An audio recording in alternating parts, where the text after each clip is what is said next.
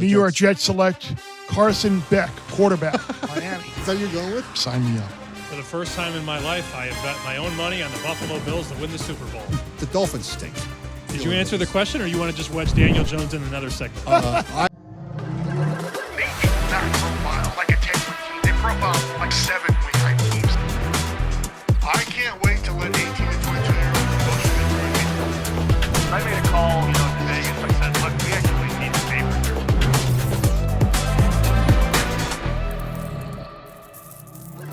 Welcome into the Bear Bets NFL Week 1 podcast. We're going to give you our 5 best bets plus some prop bets and some futures, and also our Survivor Play of the Week. I'm Geoff Schwartz. That's Sammy P. That's Chris the Bear Fallica. We learned the nickname from Lee Corso. I don't think I knew this. Yeah, no, that was a very popular clip on social media last week. I was very happy to be able to share that story with everybody on Big Noon, and hope everybody enjoyed it, got a lot. But yeah, by the way, it may be that Lee's now retired from College Game Day. We could maybe get a 4th seat for him right here. 6-0, by the way, with 3 underdog outright winners in his final show. I would love for Lee to be here. That would be an incredible 4th chair for us. All right, Bear, you're leading us off for the NFL this week. It's here. We've made it. What's your first wager for us?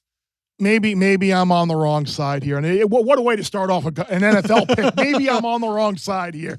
But I like the Lions getting 2.5 against Green Bay. I think there's a little bit too much love now for Green Bay. Remember, this is a team that all we talked about last season is that they didn't beat anybody good.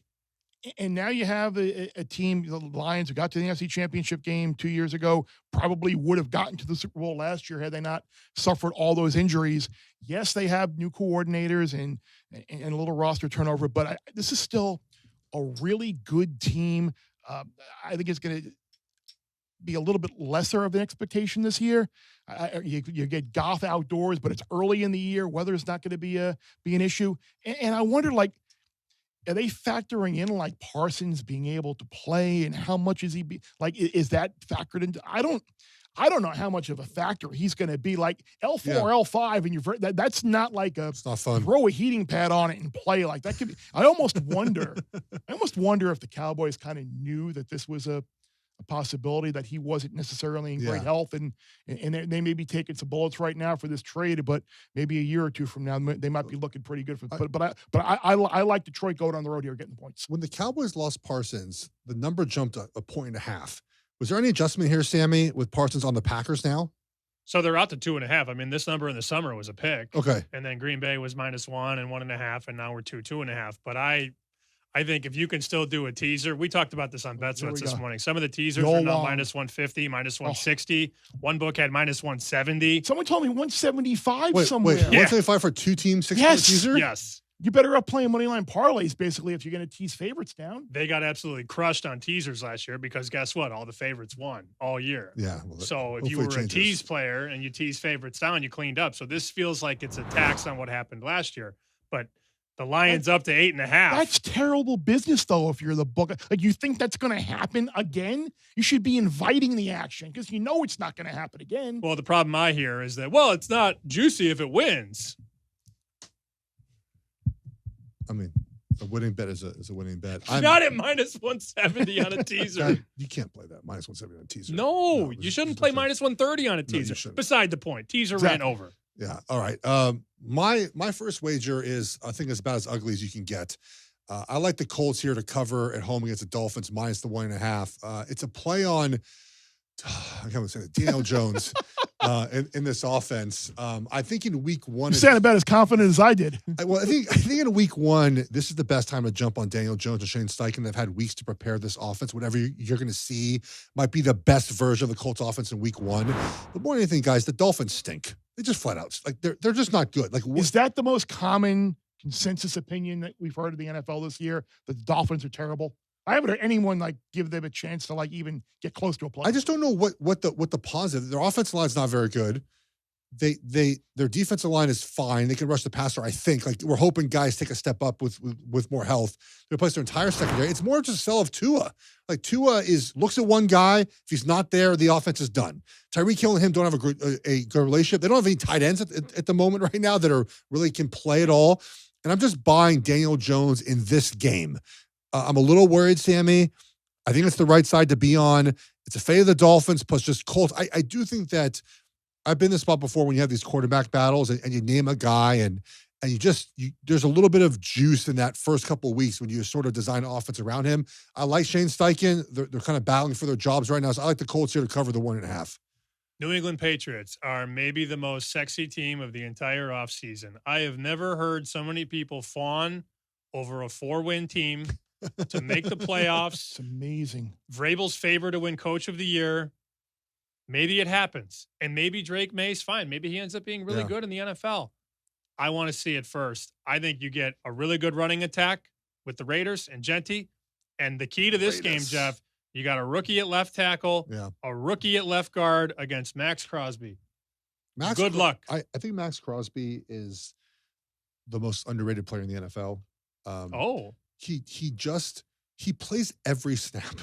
He plays that position, plays every snap the way he plays. I just don't think he gets enough credit for how good he is. Is he worth a bet for Defensive Player of the Year? I don't think they're going to be good enough for him to win that bet. Like that's part of the. His numbers were incredible last year. He's very good. I just think the problem is with some of these wagers is that being good matters in your team. I'll be honest, I've done less wagering in these basically player award markets after a guy that died and came back to play didn't win comeback player of the year. I don't know what more you can come back with, and so I basically I have a Mahomes MVP wager. That's it right now. I don't know if I like playing these markets because I think the voters, we don't know what they're going to do in a given year, and they change their mind so often that I didn't play it, Bear.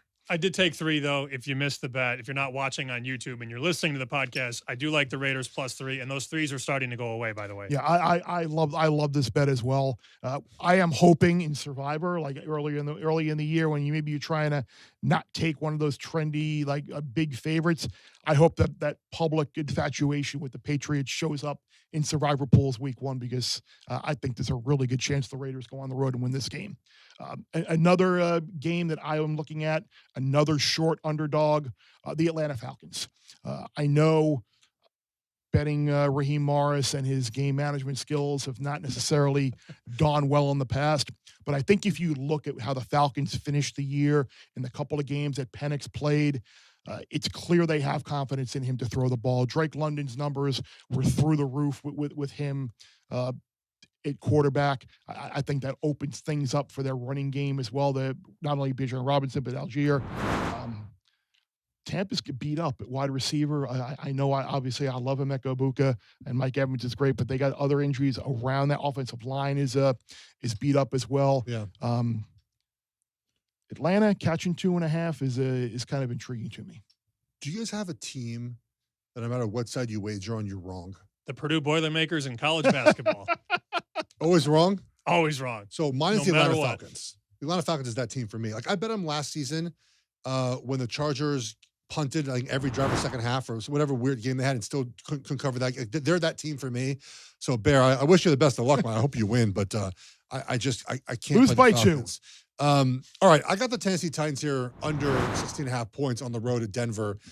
Maybe Denver's stock is too high in general. I think we're a little too over our skis here, but Tennessee's not going to score. We are in this. Tennessee's going to have a trouble scoring the football in this game. You think so? Offensively, just not good right now. Cam Ward's first start. Denver's defense, for all we talk about Bo Nix and their ability to be as good as they can be, their defense is really good. And they just signed a pass rusher today or yesterday. They got drafted Barron.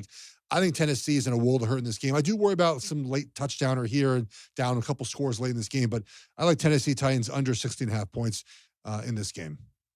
That's going to be the number 1 pick in Survivor, Denver. Number 1. And there are people that are going to say, you can't be on the popular side. Is Cam Ward really going to go into Denver and win? I doubt that. We will get to our Survivor pick of the week here, but let's get into some of our favorite prop bets of week 1. Sammy, you lead us off here. Caleb Williams will throw an interception against Minnesota. I cannot be high enough on this Vikings defense. I love Van Ginkel, and you guys know how I feel about Jonathan Grenard. I've got him DPOI at big numbers. Allen and Hargrave. What is Brian Flores going to do? He's going to send the sink. They're going to blitz a ton. Yeah. And I think at least one time in this game, Caleb Williams throws the ball to the other team. Last week, you came out of your office where you're doing your Bet Sweat show with your jacket on. You go, Schwartz, look, I found this ticket in my pocket. It was Grenard to win Defensive Player of the Year. It's 100-to-1 ticket that I went for my chapstick and I pulled out a ticket, which means that's not the only ticket. If I'm finding tickets, that means that's not the only one. He is on him there as well. You and another favorite of ours on Caleb Williams to throw an interception as well. All right, Bear, what do you got for your favorite prop? Yeah, I'm going Jets team total under 18.5. Like the Elijah Vera Tucker injury is massive. They face the Steelers defense with Hayward and Watt.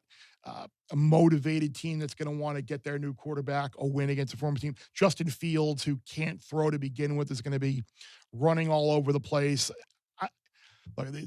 As a Jets fan, it's hard to like go into a year knowing that you're not going to be very good. And yeah, sure, they will probably look like a better football team this year with the coaching staff and the new changes.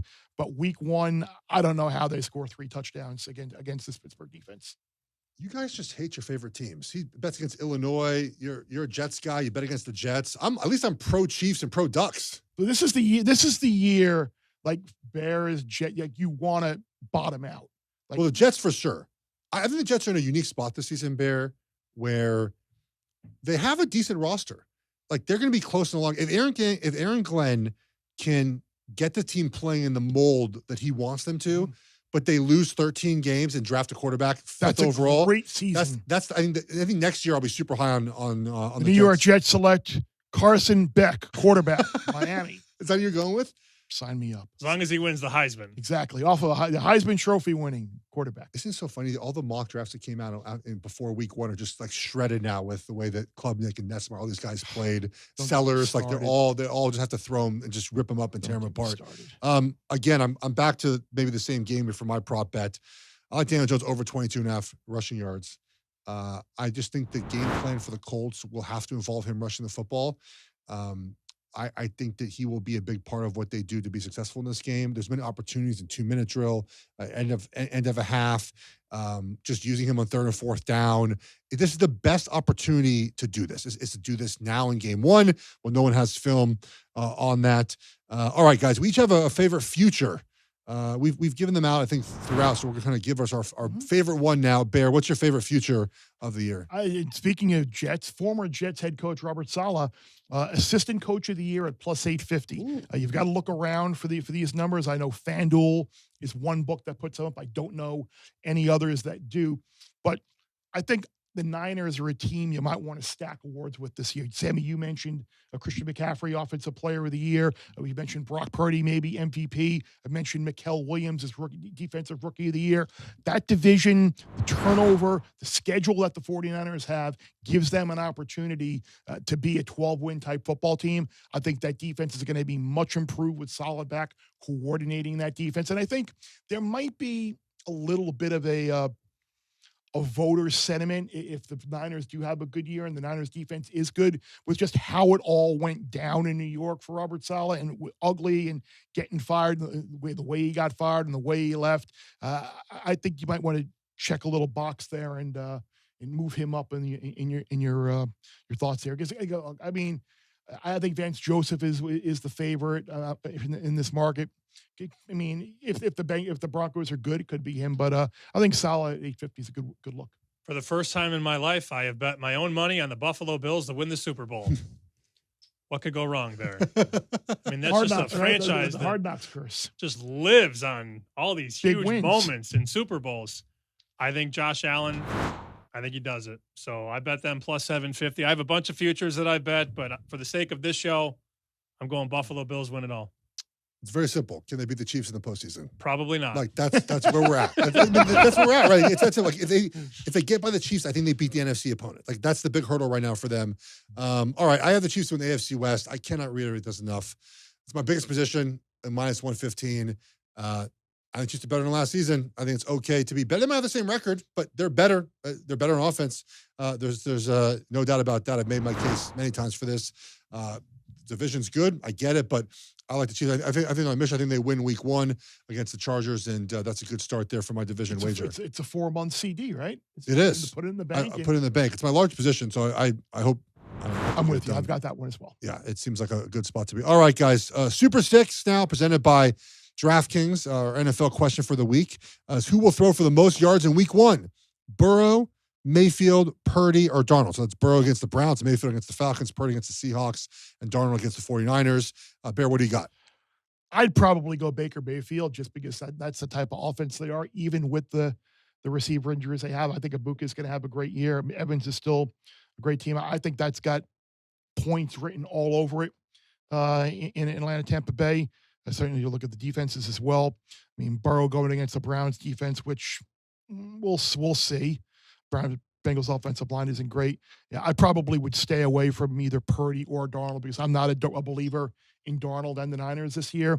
And Purdy, I think you can see with some of the receivers that they have. The receiver room is that's the only concern. But yeah, McCaffrey maybe catching the ball in the backfield as well. Should be a big year for Kittle, at least in the early going. Should be a huge year for him. The receivers are MVS, Pearsall, and Jennings right now. I believe that's the 3 starters. They're calling him Ricky Bullets. Did you see that on the internet? Oh God, he did survive getting shot. So. Great nickname. I love that nickname. It is a good game. By default, I'll just say Darnold because I think they're going to get cracked and they're going to be trailing. That's the only handicap I have on it. I think they're losing. I think the Niners have a nice win, so Darnold has to throw the ball 40 times. Joe Burrow has played poorly against the Browns in his career. I would hesitate to take Joe Burrow if someone's thinking about that. Is it crazy to think the Browns could win this weekend against the Bengals? Flacco or Russ? Who do you want more to pull the upset? Who do I think's going to do it, or who do I think Russ. Well, the two. Flacco against Cincy or Russ against Washington. Better defense. They got the better defense. Sure, but the Bengals might allow 40 points in any given game, though. That's the one against Flacco and the Browns? The Browns don't have that bad of a roster. They just don't have great quarterback depth. I mean, I don't think it's that crazy that Joe Flacco plays well in week 1 while he's still like. Did you answer the question, or you want to just wedge Daniel Jones in another segment? I go with Mayfield because that's what their offense has become. If they're behind, they'll have to be chasing that down. All right, Bear. Time for a Survivor pick. I out of all things I do well, and there are things I do poorly, Survivor is my worst thing I do. I'm out in week 1 every week, so I will let you handle this, and maybe Sammy as well. I mean, it depends obviously on the size of your pool and how many people are in there in the contest to try and figure out how you want to go. Sammy alluded to it before. Like the Broncos are probably not going to lose at home to the Titans and Cam Ward's first start. The Broncos, they probably have a lot of future value moving forward, so maybe you want to hold on to them. The challenge is it's funny. I've been eliminated by the Bengals, and I've had some massive Survivor beats with the Bengals costing me well into 5 figures.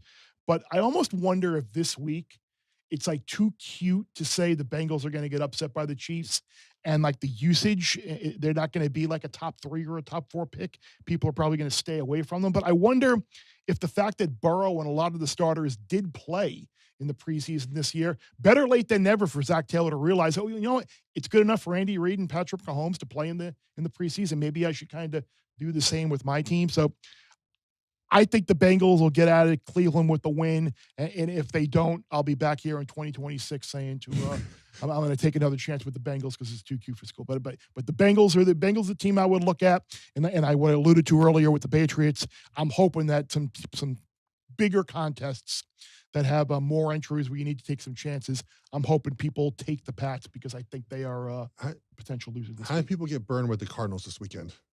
Well, that's going to probably be pick number 2.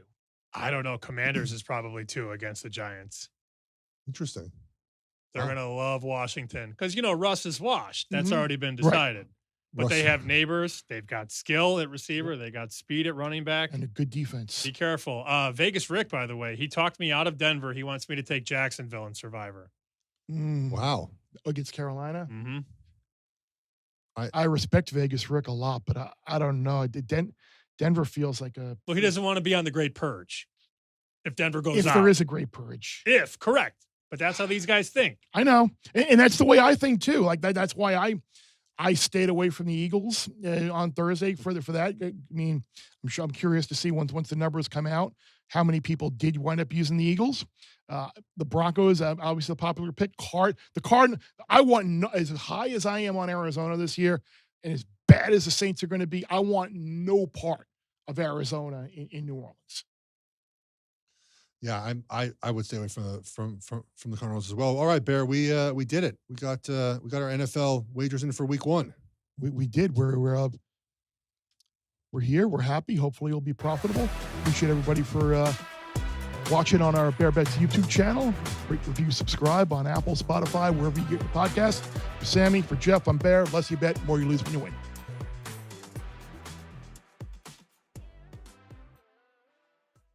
Bear Bets full episodes drop twice a week right here on the Bear Bets YouTube channel. Remember to subscribe to stay ahead of the odds, and let's celebrate all of our wins together.